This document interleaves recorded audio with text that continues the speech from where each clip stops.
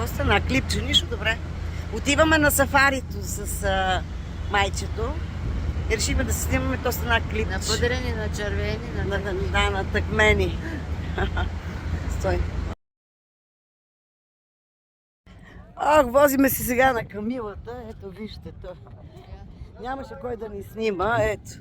Ето ни. Да. Ея Камилата. Така. Няма да ти дадем пари. Дори кога дадеш. Ето така. Друса Камилата. Ето тя и тези, вижте. Ние сме на третата Камила. То Камилата не се вижда, само ние се виждаме. Боже. Олеле Боже. То меко не е твърдо, да има.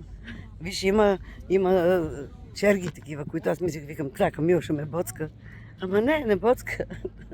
Направено е с черги такива, покривки. Пак направих видео на живо, виж? Държи се, Алеле. назад ще се дърпаш. Спираме, че слизаме от... Стой. Стой, сега ще мине от тук. Какви болки изживявам.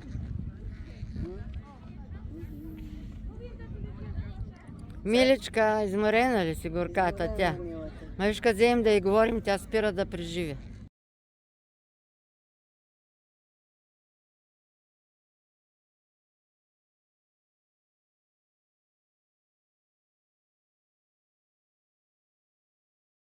Ето Даниелчо.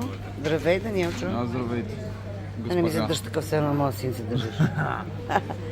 Саша? Сешенце. Ето, виж. Значи, здрасти. Айде, тръгваме. Да, тръгваме след малко от фар. Няма я... Ще правим хероплангелес на аероплан. Да. Ето ми мене, че не знаеш, аз съм фоторепортерката и мен няма кой да ме снима. Затова.